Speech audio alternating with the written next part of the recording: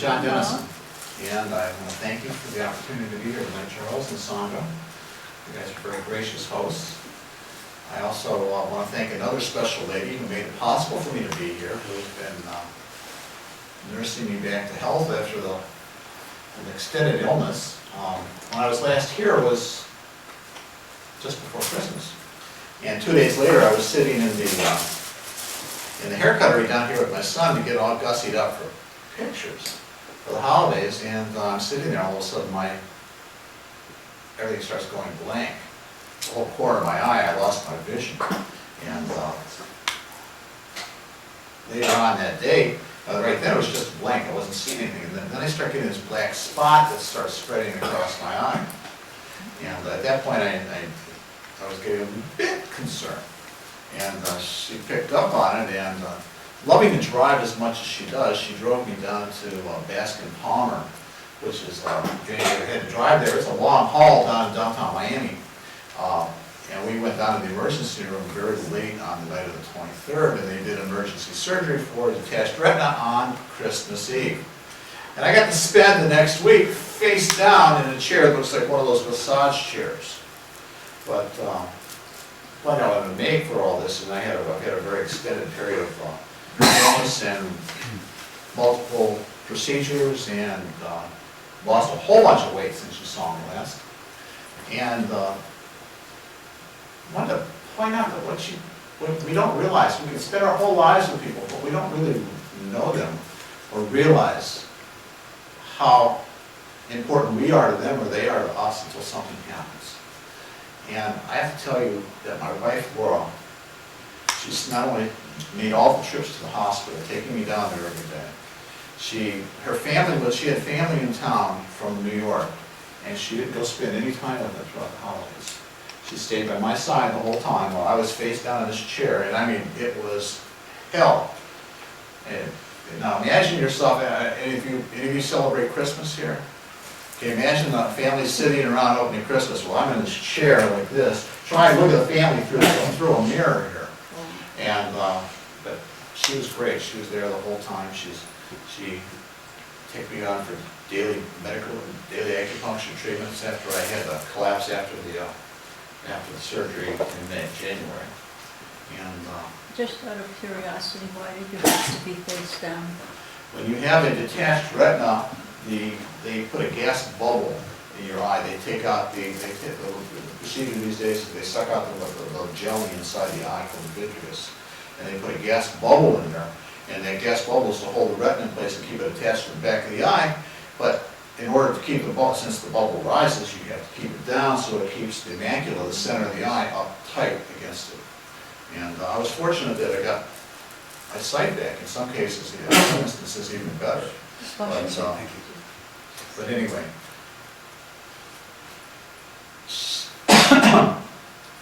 I just can't say enough about what she did, because she hates to drive. She especially hates to drive to Miami. We had an office down there for 12 years, and it was enough driving to Miami Lakes every day.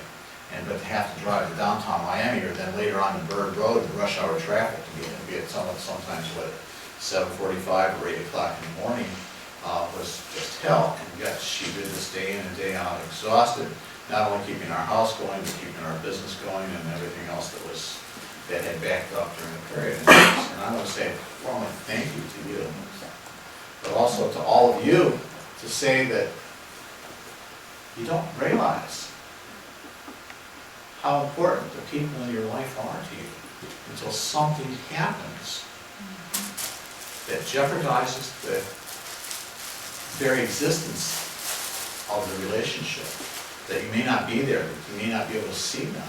I mean, my prayer was when I was walking the dog the day that I was losing my vision, was just that I would be able to see my family again. And you have to realize how important the little things in your life are. The little things. And I see, and I know I've known some of you for quite a while, and I want to tell you again, I really appreciate your friendship, and I appreciate the opportunity to be here to speak with you again today. To be honest, I never quite know what's going to come out before I start, until I start talking. The last time I spoke, when Charles extended the invitation, I had just finished a program at the Theosophical Society on my blueprint for a new America. My work in the last couple of years has really been focused upon the outer world, about how we don't get along. Human beings need to develop new systems and institutions to be able to live together and work together in better ways. Because the ones that we have, we set ourselves up for failure. And then many times we set our relationships up for failure. Because we go about them in ways that anticipate conflict, that create a separation between us. So as we start tonight, what I would like you to do, I'd like you to just close your eyes for a minute. And I want you to think back to a time before your memory.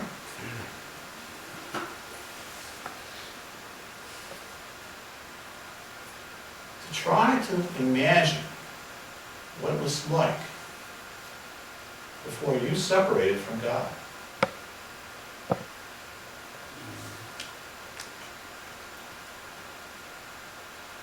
To imagine yourself as part of the whole,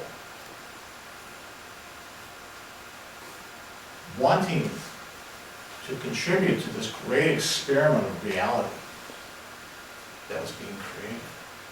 Having something to bring into the world and something to get from that experience of being within it.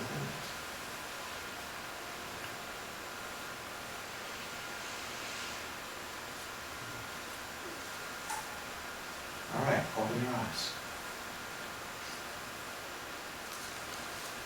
One of the great things that I have discovered as I go back and try to examine that period before the existence that I know myself to be in this world.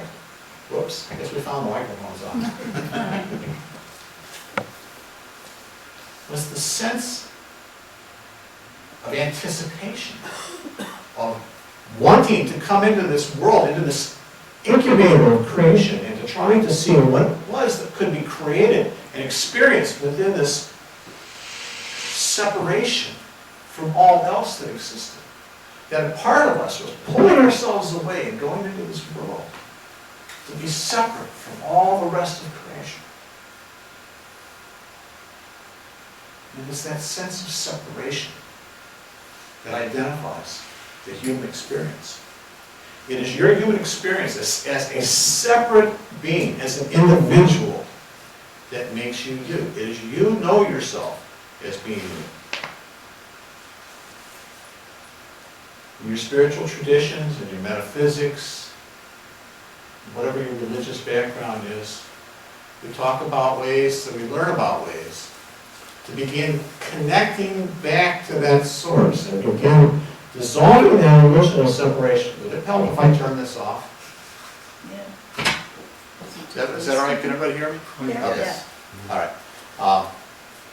That illusion of separation that we have and come into this world, and we believe ourselves to be separate from all the rest of us, is what allows us to gather the unique experiences that we each have. We each have a value. We're here for a reason. But that reason, that individuality, is gathered at a terrible price because we are disconnected from all else that we were before we got here. And within that disconnection, within that environment, this three-dimensional universe, we come here, we have to create a life for ourselves, and we have to create a world in which to live it. And somehow we have to gather the experiences and do something with them, yet we don't know what. We're never quite sure why we're here, what we're trying to accomplish. We learn things, we listen to speakers, we read books, we hear people preach at us and tell us what to do, yet we never know for sure.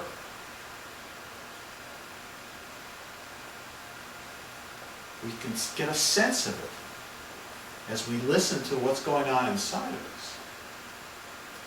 But really, when you start looking at what's going on inside of you, you will find that there is not one tiny little voice that's whispering, but there are dozens, if not hundreds of them, all speaking in different tongues to you, in different emotions, in different perspectives. So it's hard to sort out. Even within us, in our sense of separation, we're not alone, but yet we have this feeling that we are. We have to go through life and figure out what it is that we're trying to do and what we're trying to accomplish and what we're trying to create while we're here. So as I talked about you imagining what it was like before you separated from Source, now I will ask you a question. Why are you here now at this time? What is it about this time in history, about this life that you're living, that is bringing you value? What is it that is giving you that you came to get? But there is also a flip side to that question. Because since we do not live alone, we live with others. Or at least we have others that cross through our lives and touch our lives as we're here. The question is not only what is your life bringing to you, but what is your life bringing to the world? This is not just about you, but it's about you and your relationship to the entire outer world of separation.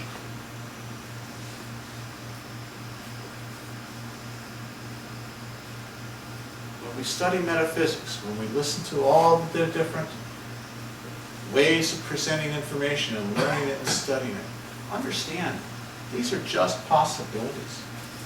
They aren't any more valid or correct than any other possibilities.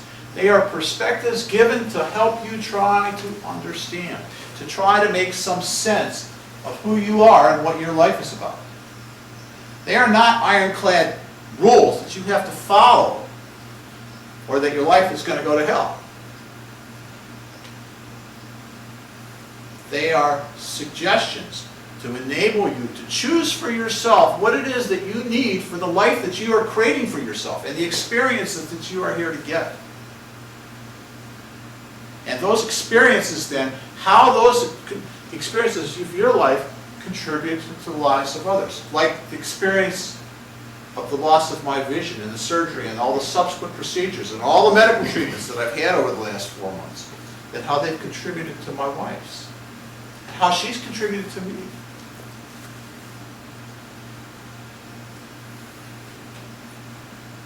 What are you bringing to your world? What are you bringing in terms of connecting, not just with that sense of a source within you, but what are you bringing with the connection to the other people in your lives? Are you allowing them to be connected to you, or are you kind of keeping them at a distance? Maybe through ideas or beliefs or stuff that you don't even know is in you or in them.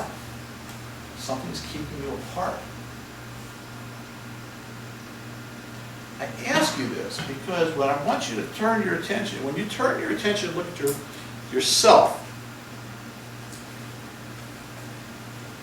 it only gives you questions. You may see certain things, but if you really want to know yourself, to know what your life is about, look at your relationship with the world. Look at what the experiences your life is bringing. That's why you're here. You've chosen to create your life like this. Why? What is the life you've got bringing you? Are you happy with it? Now, however you believe that you're creating your life, I think that you would probably agree, even if you don't look at it from a metaphysical standpoint, that you create it all. You at least can agree that we make choices in our lives to decide what we're going to do.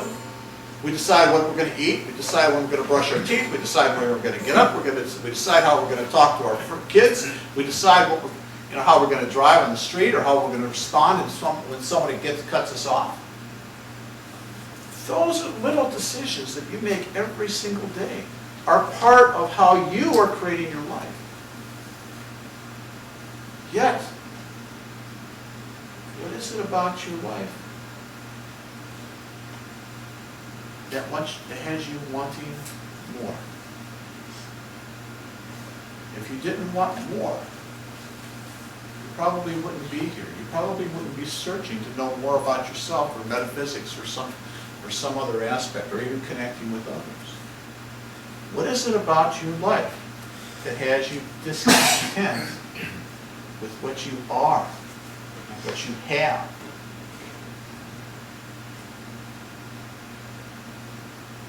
Then as we extend it out further, what is it that makes you discontent with the people in your life?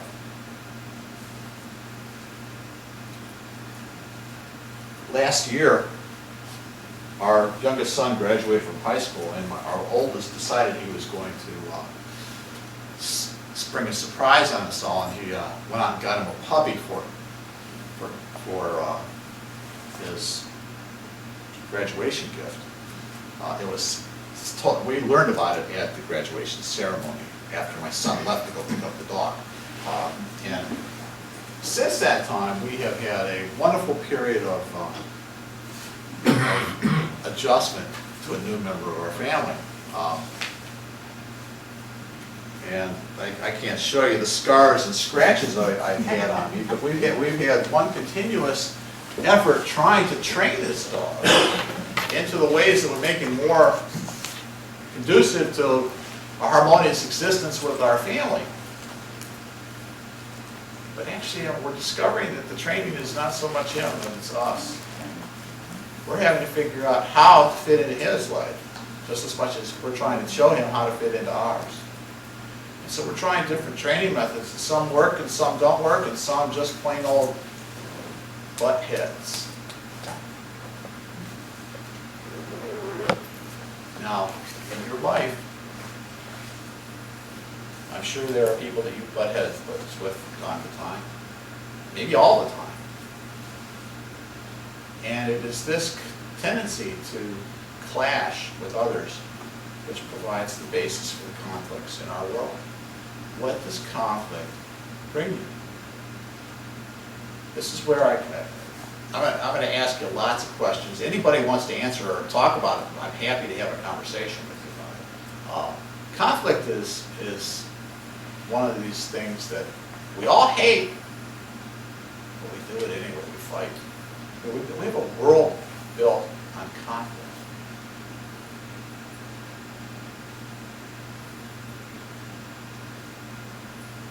What do we know about our world? Can anybody tell me, what is the energetic structure of the world? Is it a, pardon? No, that's not as you're jumping ahead of me. Okay, I'm looking at that. Anybody understand about dualism or a dualistic world? You understand what the polarity? Okay, that we're talking about energy. Energy, our world is made up of energy. And energy, as it comes in its natural form within this world, swings in an alternating current. You have highs and you have lows, and you have highs and you have lows. And it is this polarity that exists within our world that makes it such a challenge to live here. This is not a nice, calm place to be. We have different energies of different people. And sometimes we're high, and sometimes we're low, and sometimes we're in between. And the problem is we have to figure out how to connect.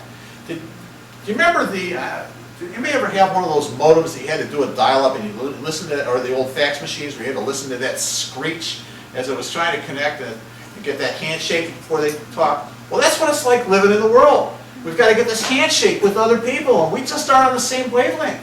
We're all vibrating at different wavelengths, and our job is to somehow figure out a way to get it to work together into some harmonious fashion.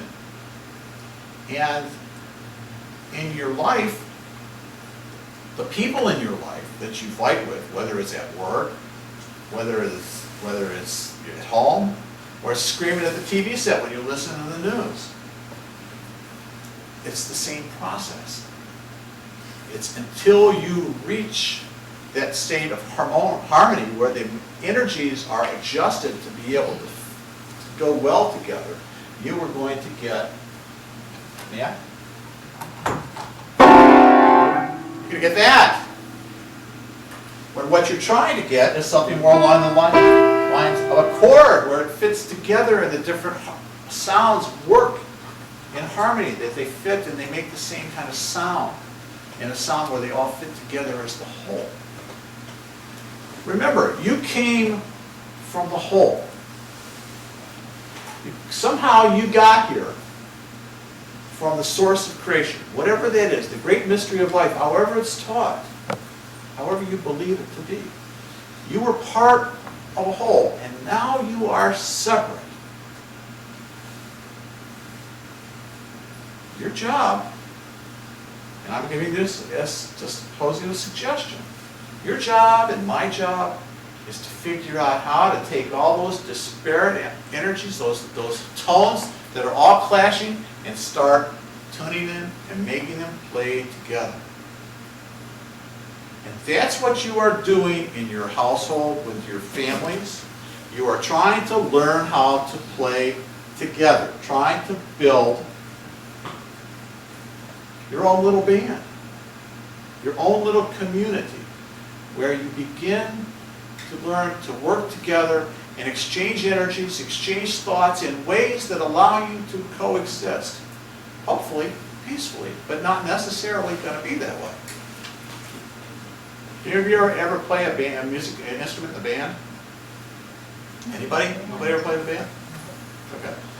Well, remember the first thing you do when you're sitting there waiting for the conductor to come out, the oboe plays the concert B flat, and everybody's got a tune to it.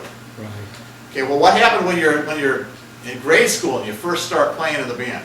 It's a bunch of squawking, it's quacking, and nobody's in tune and nobody's listening to each other. But as you grow, as your ability to play, you have to listen to the other instruments, and you have to make your sound fit into the whole within the concept of the entire score that the symphony is playing. This is what we're learning to do. This is what we are learning to do. And we learn at first within our families. But that is just a place where we begin to practice the art of building community. Community is the place where the band sits down and starts to play together. But if you've ever been part of a community where you've got a lot of strong wills involved, and somebody's talking it this way, and somebody's talking it that way, and you don't want to hear this person, that person you tell to shut up, another person you tell to leave, or the rest of them are all talking at the same time, you can't hear anybody. Well, that's kind of what it's like in our world. And that's why everybody's shouting to be heard. Because nobody's listening. They're not listening to each other. They're not even listening to themselves. And then we wonder why there's fighting. We have to learn to coexist. We have to learn to adjust our energies and what's going on inside of us in a way that allows us to interact with others. All right. Turn it over for a couple questions here before I move on. And here's the question. Why are you here? Sandra, why are you here? I've been asking Chuck that so many years. I thought he was everything. Why am I here? Besides to be a gracious hostess. Thank you. I wonder about that too. I don't do anything. You don't do Oh, it? don't Okay. say that. Do. All right. Chuck. My life, I feel I'm meandering.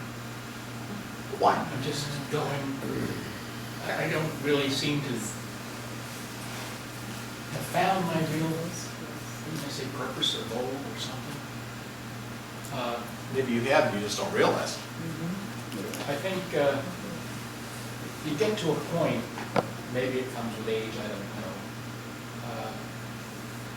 that you rather give than receive. You know, I mean, give of yourself and give of others. You know, like that's the way with myself as far as, having the group here, is I get much more pleasure, or I don't know if pleasure is the right word, of having the group and seeing others benefit from it. Okay, so what your life is about right now is the group. No, I mean, that's Process of getting. that's part of it. Okay. Yeah. Okay, all right. Anyone else want to tell me what their lives are about? Jill, what's your life about? Would you like to come up here in the front and tell everybody so they can all see you? Remember the first time I spoke at TSI when I met Jill several years ago? She sat in the back room just like she's doing today, with this big smile on her face. And I couldn't figure out what in the world it was she was smiling about. It's like she and the guy next to her were like telling each other jokes, maybe making fun of me, I think, while I was up there. That's okay. Yeah.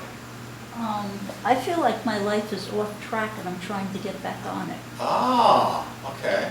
Why do you feel your life is off track? Because I've gone through periods my whole life where I feel everything is running smoothly and I feel good about myself and about other people, and then I don't. And when I get that feeling, which is a period I'm going through now, I want to get back to that other place.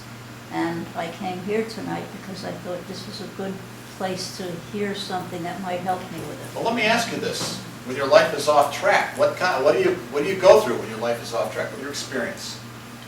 Not the things that are happening, but what's going on inside of you? What are you feeling, thinking? I'm Doing. feeling dis-ease. Dis-ease. Yeah, that things aren't right.